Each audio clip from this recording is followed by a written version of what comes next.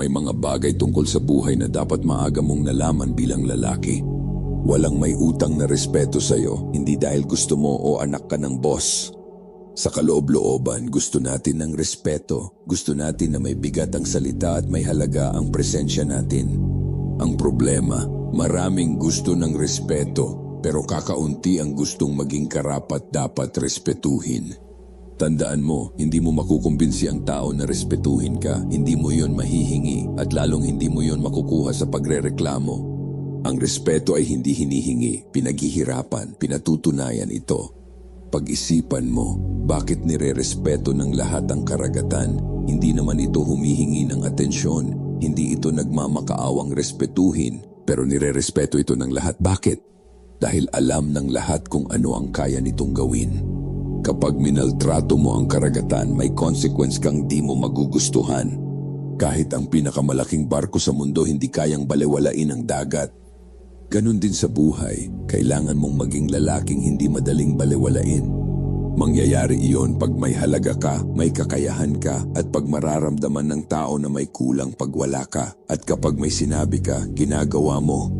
Palagi mong tuparin ang salita mo, madaling mangako, pero bawat pangakong binabali mo, unti-unti mong sinisira ang kredibilidad mo. Pero habang natututo kang maging matatag, huwag ka maging hambog. May matututunan ka pa rin sa ibang tao kahit mas bata sila o mas kaunti ang narating nila. Sa sandaling inisip mong alam mo na ang lahat, doon nagsisimula ang pagbagsak. Isa sa pinakamalaking kasinungalingang pinaniwalaan ng marami ay ang akala nila kapag nakatapos na sila ng pag-aaral, tapos na rin sila matuto. Akala nila diploma ang finish line. Sa totoo lang, doon palang nagsisimula ang laban. Madaling pumasa sa exam, mas mahirap pumasa sa buhay. Walang teacher na magtuturo sa iyo kung paano humawak ng responsibilidad. Walang libro na maghahanda sa iyo sa pagkabigo. Walang quiz tungkol sa pagtitiis. At walang graduation ng disiplina. Ang mga pinakamahalagang aral sa buhay, kadalasan hindi mo natututunan sa school. Natututunan mo sila kapag nagkamali ka, kapag nabigo o napahiya ka, kapag napilitan kang bumangon kahit ayaw mo. Lalo na kung bata ka pa, gamitin mo ang panahon na ito para sumubok, madapa, masaktan at matuto. Dahil habang bata ka, mas mababa ang presyo ng pagkakamali. Habang tumatanda ka, mas nagiging mahal ang kabayaran.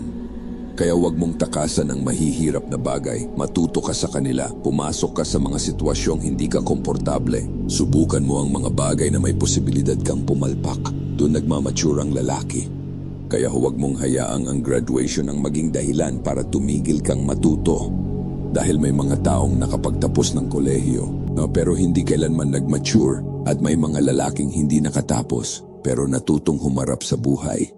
Sa huli, hindi diploma ang susukat sa iyo, kundi kung anong klaseng lalaki ang naging resulta ng mga desisyong ginawa mo.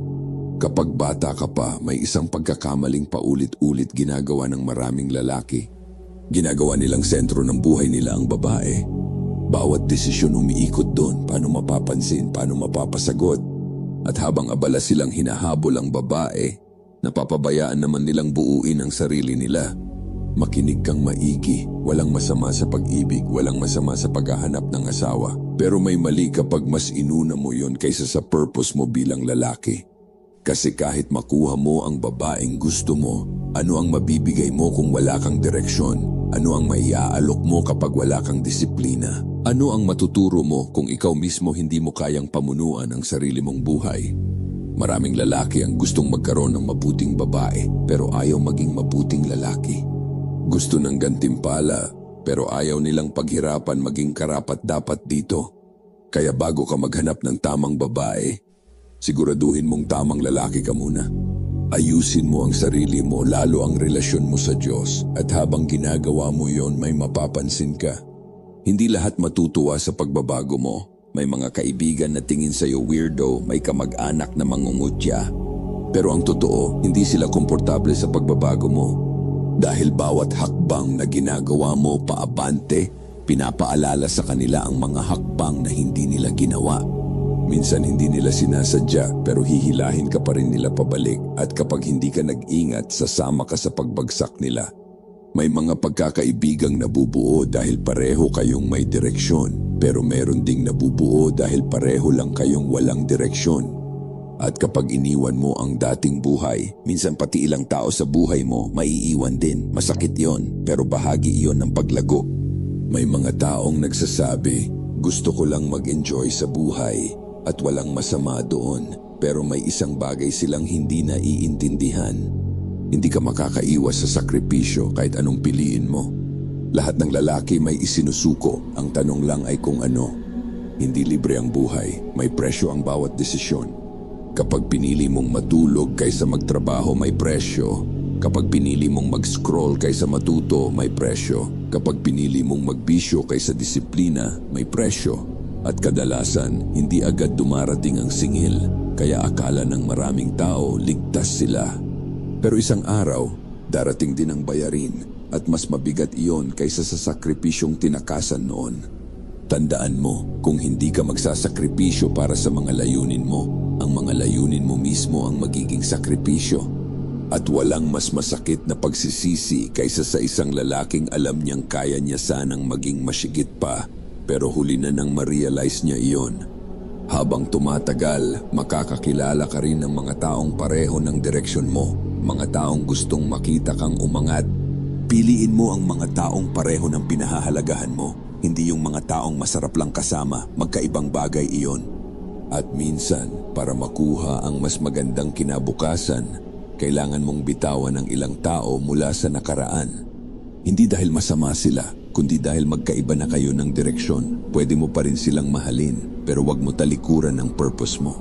At kung kailangan mong baguhin ang kapaligiran mo para magbago ang buhay mo, gawin mo. Dahil mahirap umangat kapag araw-araw kang napapalibutan ng mga taong komportable ng manatili sa baba.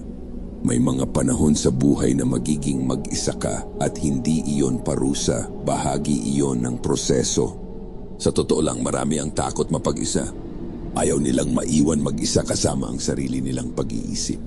Pero may mga bagay na matututunan mo lang sa katahimikan. Doon mo makikita kung sino ka talaga at doon mo rin malalaman kung gaano ka katatag kahit walang nakatingin sa'yo.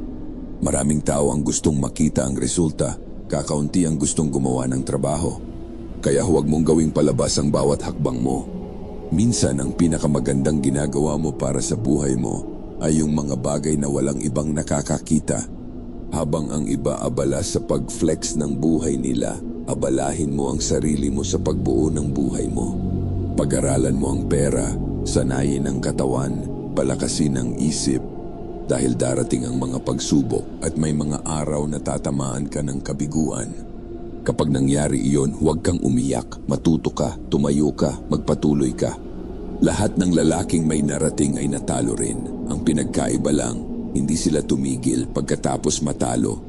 At tigilan mong ubusin ang lakas mo sa mga bagay na wala kang kontrol. Hindi mo kontrolado ang opinyon ng ibang tao, hindi mo kontrolado ang nakaraan, pero kontrolado mo ang susunod mong hakbang. Doon ka mag-focus at kapag magulo ang isip mo, matutong tumahimik, matutong manalangin. Dahil maraming lalaki ang malakas ang katawan pero walang kapayapaan ang isip.